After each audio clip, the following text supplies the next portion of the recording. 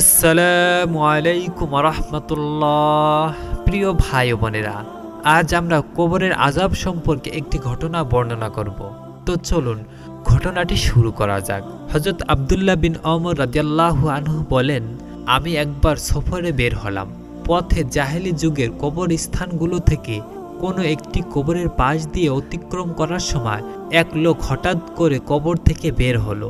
তার সমস্ত শরীর জুড়ে আগুনে ধাউ ধাউ করে জ্বলছিল আর কাঁধে ছিল আগুনের শিকল। আমার কাছে পানি ভর্তি একটি পাত্র ছিল। সে আমাকে দেখে ডাকতে লাগলো, হে আব্দুল্লাহ, আমাকে পানি পান করাও। আমি ভাবলাম সে হয়তো আমাকে চিনে, যার কারণে আমাকে নাম ধরে ডাকছে। এসব চিন্তার মাঝে আমি লক্ষ্য করলাম তার পিছন দিক থেকে এক লোক বের হয়ে এসে আমাকে বলছে, হে আব্দুল্লাহ, একে পানি পান করাইও না, কারণ সে কাফির। এরপর দ্বিতীয় ব্যক্তি প্রথম ব্যক্তির গলায় আগুনের জিঞ্জির ধরে কবরে নিয়ে গেল। হযরত আব্দুল্লাহ বিন ওমর রাদিয়াল্লাহু আনহু বলেন, আমি সেই স্থান থেকে সামান্য দূরে এক বৃদ্ধা মহিলার বাড়িতে মেহমান হলাম। মহিলার ঘরের পাশেই একটি কবর ছিল। আমি সে কবর থেকে এই আওয়াজ শুনতে পেলাম, অর্থাৎ প্রস্রাব কতই না মারাত্মক ও ভয়াবহ ব্যাপার এবং বিপজ্জনক, এবং পানির মশক কতই না মারাত্মক ও ভয়াবহ ব্যাপার। আমি বৃদ্ধা মহিলাকে জিজ্ঞেস করলাম, এই আওয়াজ কিসের? মহিলা বলল, এটা আমার স্বামীর আওয়াজ।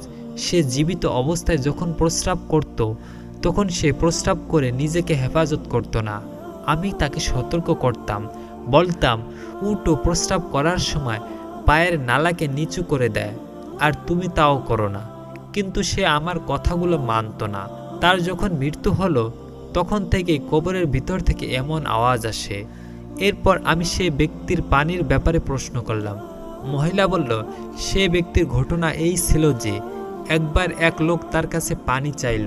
তখন সে বলল, আমার কাছে একটি মশক আছে, এতেই পানি আছে, যাও পান করো। পিপাসার্ত লোকটি দৌড়ে পানির মশকের কাছে গেল, দেখলো তাতে পানি নেই। ততক্ষণাৎ লোকটি মৃত্যুবরণ করলো, অথচ সে জানতো পাত্রে পানি নেই। শুধুমাত্র সে পিপাসার্ত লোকটিকে ধোঁকা দেওয়ার জন্য মিথ্যা কথা বলল। প্রথম লোকটি কবর থেকে এ আওয়াজ দেয়, হায় পানির পাত্র। এরপর আমি সফর শেষ করে মদিনায় আসলাম। রাসূল সাল্লাল্লাহু আলাইহি ওয়াসাল্লামের সব ঘটনা খুলে বললাম। রাসূল সাল্লাল্লাহু আলাইহি ওয়াসাল্লাম বললেন, আর একা সফর করবে না, সে ব্যক্তি হলো আবু জাহেল, নাউজুবিল্লাহ। প্রিয় বন্ধুগণ, এই ছিল আজকের এই ঘটনাটি কেমন লেগেছে তা অবশ্যই কমেন্ট বক্সে কমেন্ট করে জানাবেন। আর আল্লাহ তাআলা আমাদেরকে প্রস্রাব করে পানি খরচ করার তৌফিক দান করুন এবং পাপ কাজ থেকে আমাদেরকে হেফাজত করুন। প্রিয় বন্ধুগণ, ভিডিওটি কেমন লেগেছে তা অবশ্যই কমেন্ট বক্সে কমেন্ট করে জানাবেন। আর এরকম নিত্য নতুন ভিডিও পেতে আমাদের চ্যানেলটি সাবস্ক্রাইব করে আমাদের সাথে থাকুন। ধন্যবাদ সবাইকে।